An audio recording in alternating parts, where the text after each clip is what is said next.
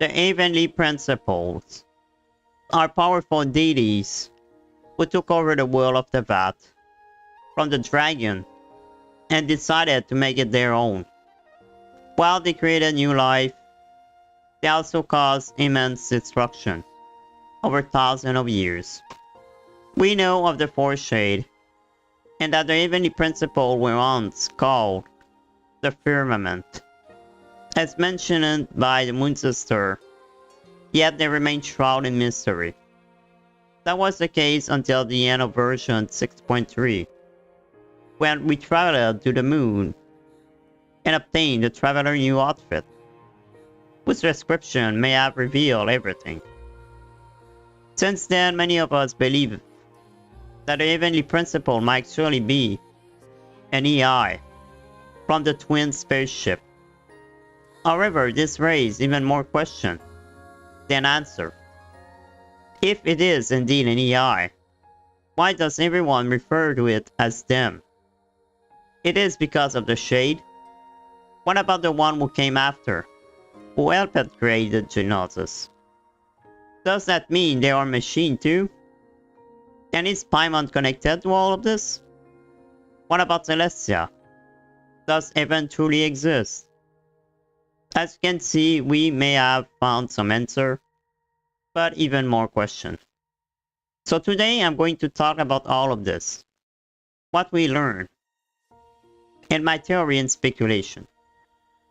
Please note that some of the ideas I discussed may already have been theorized by other content creators.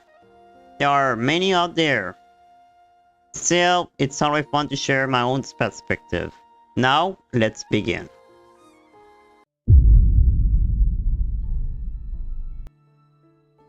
Let's start with the outfit description and analyze it a bit. It's begin like this. It had journeyed through countless worlds and endless distance, surveying every kind of terrain and gazing upon sky tint in different color. This might sound romantic, but in reality, the matter was closer to torture than adventure. As we know, the twins came from an unnamed planet that was on the verge of destruction when they escaped. Since then, they tried to find a new home by surveying multiple worlds with their spaceship. While exploring new worlds may sound like a fun adventure, that wasn't truly the case for them. Wandering through space for thousands of years without finding a new home, it is indeed torture. Then it said, it's also once picture a scene like this. Twins standing under the radiant night sky, their eyes shining as they watch the star and the many moon above. But it's immediately disconnected its ID association module. A sky with such color only meant that the atmosphere was unfit for life. This appeared to be from the perspective of the spaceship EI, imagining the twins under a radiant night sky. However, because the sky color indicated an uninhabitable planet, the EI disconnected this ID for its module. After that, it decided the twins should no longer pilot the ship and instead put them into slumber. The EI then took full control of the vessel and continued its mission. After witnessing such vista hundreds of times, there was no longer any need to move by them. It did not wake the slumbering twin traveler. Instead, it carried the weight of an exile and a journey so long that number had lost their meaning. The next part is especially interesting. The fine detail of the lithosphere, atmosphere, or biosphere ultimately matter little. Reshaping terrain, adjusting the air, rebuilding an ecosystem, these were simple tasks by pioneer vessel, meant to bear the spark of civilization. A star position in its distance or its lifespan might pose a minor challenge, yet even those add solution. The true difficulty lay in finding a world with potential. Without that, destruction would catch up all too soon.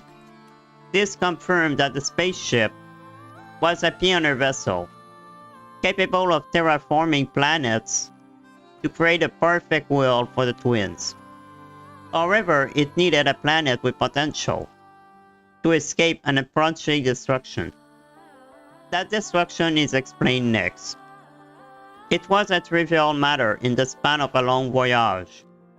The planet they passed was never a destination, since its star had already entered its twilight. Its biosphere and atmosphere had been utterly destroyed. The surface held nothing but cooled mass of molten rock. A supernova had caused the devastation. The destruction they were trying to avoid was a supernova, which seemed to have destroyed countless planets, including possibly their own. While this could still be linked to the abyss, the next line provides more details. For several weeks or months, intense heat and light had marked the star's final brilliance. After that, it had been reduced to a cold dim dwarf. It ran a quick calculation on when the event occurred. What a coincidence.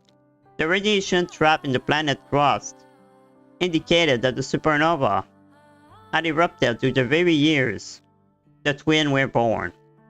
Naturally, the two events had nothing to do with each other. No one would ever celebrate their birth by bringing an entire world with it. Such level of extravagance and cruelty simply did not exist.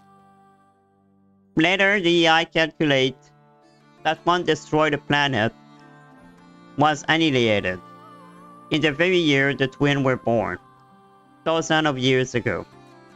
While the text claimed the two events are unrelated, it raised an important question. Could the twins' world have been destroyed at the same time? Were they infant when they were placed into the spaceship? This is entirely possible, since supernovae occur frequently in the Sea of Stars. Interstellar travel was dangerous. After all, a supernova 5 or 6 light a year away could damage the genetic vault, and perhaps the twin as well. It immediately modified the garment in the wardrobe, upgrading them with material better suited for interstellar travel, and led them over the stasis pod. The gesture may not amount to much, but it's offered a quiet kind of comfort. Within this slumber, the twins were granted new refuge, and so it continued its journey across countless land and stone, numberless atmosphere and sky. We also learned that the outfit were upgraded to protect them for interstellar danger, and that the ship contained a genetic vault, likely used to recreate civilization. The twins remained in stasis as the ship continued its journey until it reached Teyvat. Now that we understand the outfit description, here is my speculation about the true ancient history of Teyvat. Millennia ago, on an unnamed planet in the Sea of Stars, a great king and queen ruled over an advanced civilization. They had twins named Aether and Lumine. Shortly after their birth, their world was consumed by a star-devouring darkness, the Abyss.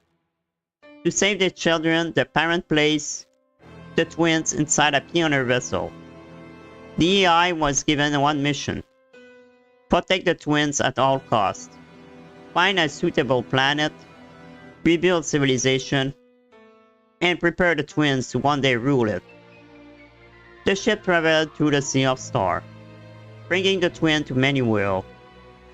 They witnesses the birth and death of Star, but never found a true home. To end their suffering, the EI placed them into deep slumber.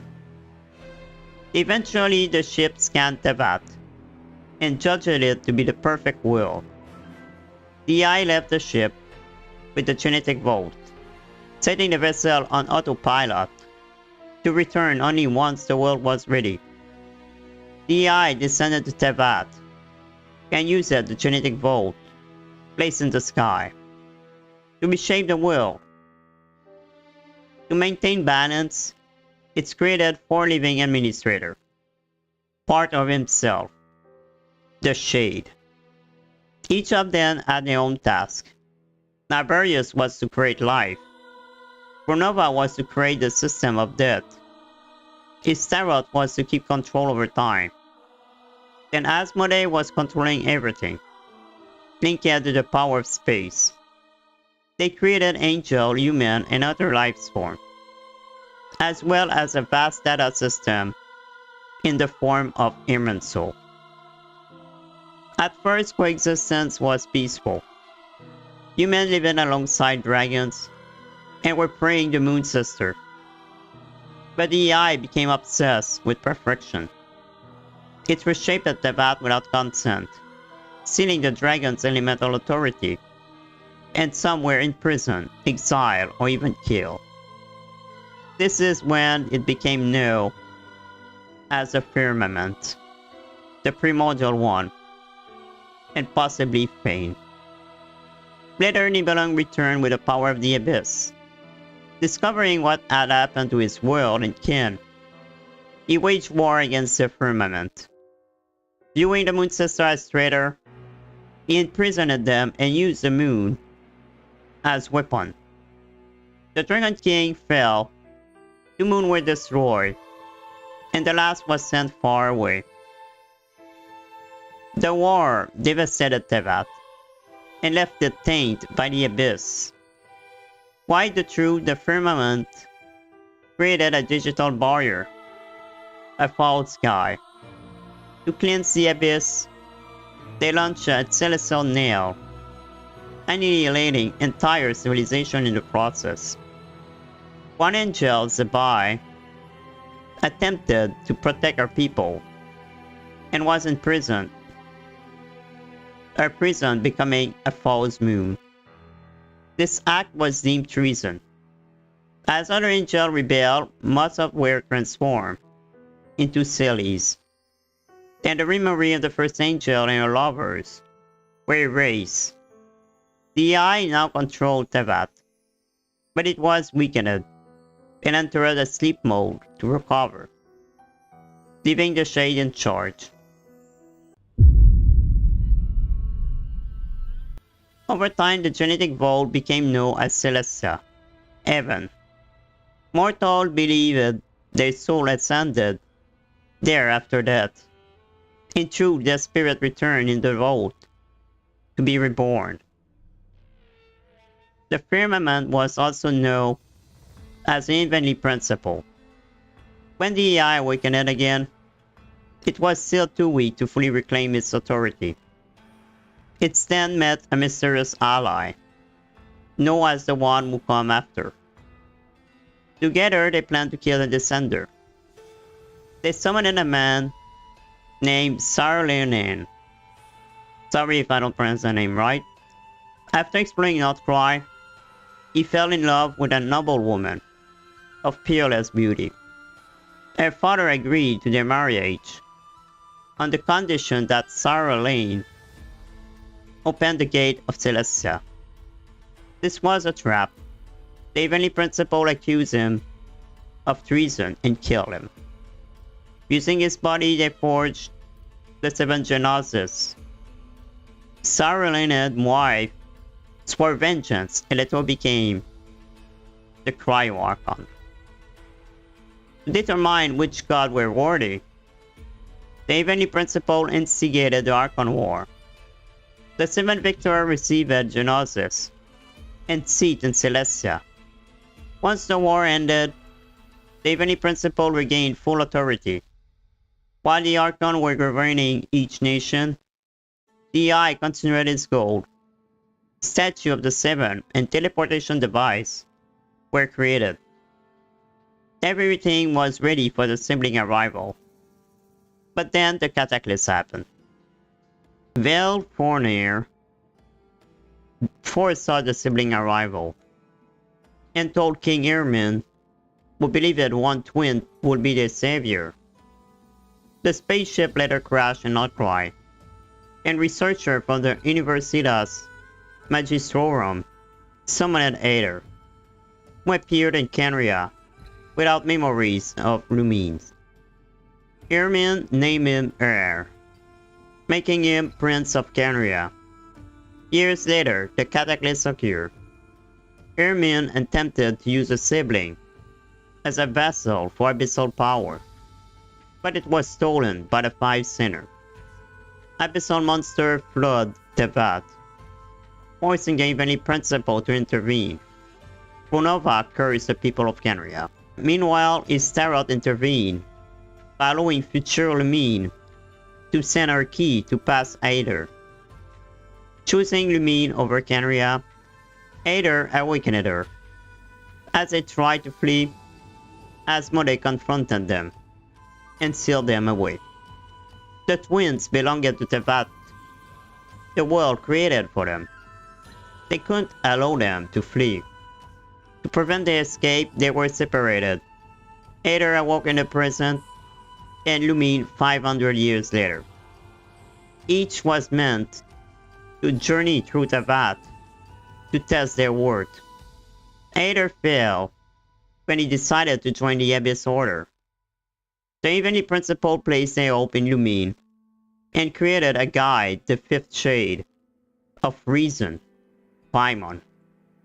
By fate or design, Lumine fished Paimon from the water. Thus began our journey. At some point between the two sibling journey, the Evany Principle went into sleep mode again.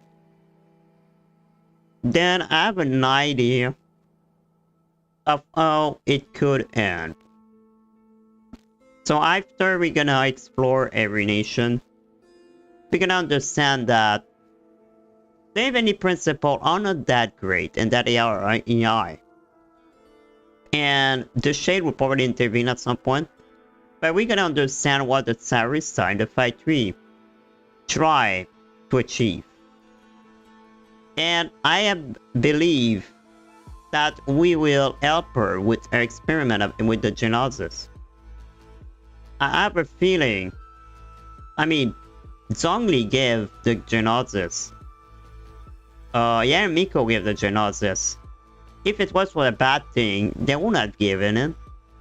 And Zhongli never told us what deal he have with Rosalie. So my guess is we're gonna find out the Evany Principle are bad after what they done to the Tsarista. Then we're gonna help her create a weapon to destroy your gods. But maybe the way she's gonna do it, the Traveler won't really accept this. And thus, we're gonna go into a fight with her. And probably Piero. And maybe she's only gonna be playable, of course. We're gonna be able to have a truce with her. And finally work together to be the Evany Principle. And the way I think it would end is when we're gonna go back to Canria, we're gonna help Aether rebuild Canria. And I think how the ending would end is Paimon, the Shade of Reason, would become the new god. But this time, it won't be an AI without human emotion. And with everything she learned, she will fuse with Evany Principle and become the new one. And then, the sibling will rebuild this civilization with a new Canria. So that was my speculation about what the entire story of the past is now. that we know, mostly know the truth about the Heavenly Principle and what the ending of the game may be. Of course, most of the thing I told, we knew about it already. However, now we know that everything that happened in Teyvat was mostly done by AI. Not only that, but also that they did all this to create a perfect world for the sibling. I do believe though the AI goal is not just that, but also to remake the sibling planet entirely and bring back their lost civilization. Unfortunately, all the events that happened weakened it, and it would probably need the Traveler Lumine help to fulfill his goal. Is she gonna accept this though? I'm not sure. However, to prepare her for this, she needed to travel around with Paimon. Which brings up the subject, why I think she's a fifth shade, called Reason.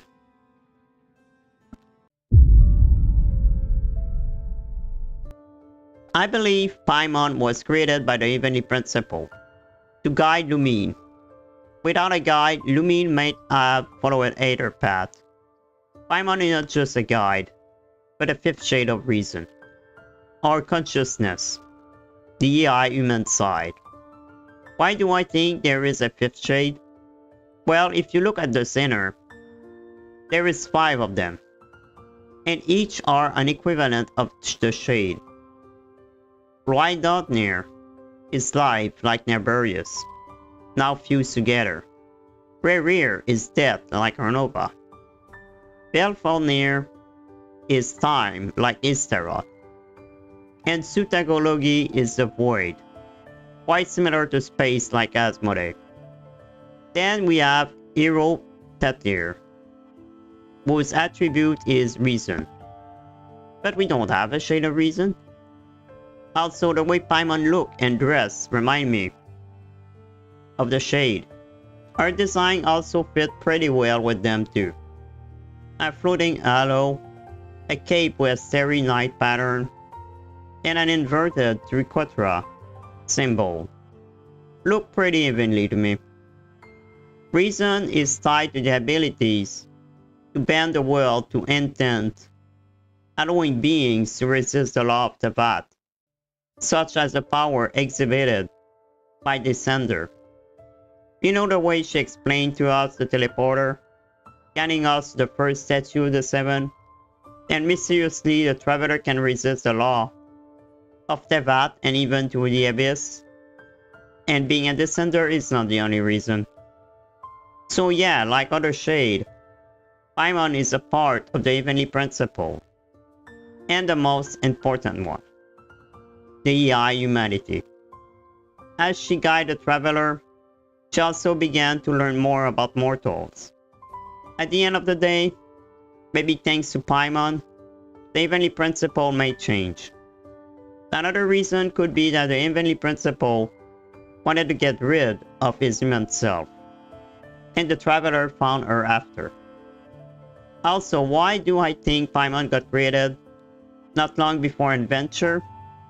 Is because she never speak about her past. What was the story of Paimon before meeting the traveler? It seems she can't do anything alone, as we saw when they got separated. It's because Paimon don't have a past. She just simply didn't exist. If she knew a lot about Teyvat, it's because she's a shade, but without memories about it, just information about the world. And when Paimon was born, she worked in the water only to be fished by Lumine, which wasn't a coincidence. Aside from being the 5th shade, I don't see why else she could be. Paimon cannot be Asmodee, that's for sure, especially with all the new info we got. In God's Limit, we learned that Asmodee may have betrayed the Heavenly Principle by serving a new master. Most of us thought it could be the Traveler, but now it's clear that it's not the case. If the Heavenly Principle are indeed an AI that tried to create the perfect world, for the sibling and to guide them. Asmodee was basically still helping her own master to achieve his goal. That wouldn't make any sense. It's more plausible that she either joined the Tsaritsa, maybe even became a new Harbinger, or she served the Abyss. Another thing is the way Paimon loved the Traveler. When she got separated by the Traveler, she was worried and cried. I don't think that's a reaction Asmodee would have. She could have just faking all this, but I doubt it. Some thought, including me, Paimon could be a Moon Sister. However, with the story we got in Notcry, we now know it's impossible. There was a theory that she could have been an angel or even the first one, Courtois, but that's not possible either. First, the other angel, like Nicole, would not recognize her. Second, the first angel regained her memories, thanks to Boreas. So if she was Paimon, she would have remembered what the Heavenly Principle did to her. Not she would like hanging around with the Archon. The possibility to be the Voyager, Surtur Voinen, could maybe work, but then again, I don't think it will make sense. I don't see the point why the Voyager would follow the Traveler around.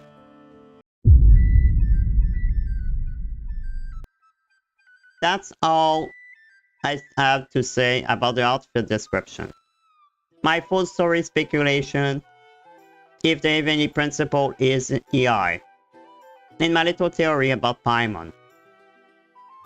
I'm still surprised though that only with that outfit, Audioverse may have mostly revealed the entire story of Genshin Impact. And you guys, what do you think? Do you also believe the Heavenly Principle is also the spaceship EI and the genetic vault being Celestia? Also, what you thought of my Paimon little theories? Please leave a comment. If you want to see more Genshin Impact speculation theory video, don't forget to subscribe. I'm also doing lore video about Genshin Impact, the Trail series, or Legend of Zelda, and short trivia quiz about these 3 games I mentioned. Speaking games, I have a channel for my gaming and live stream on Panagon Vanimar Gaming, if interested. Thank you all for watching, and may the Archon and Moon Goddess watch over you. Pandragon Vanimar, offline.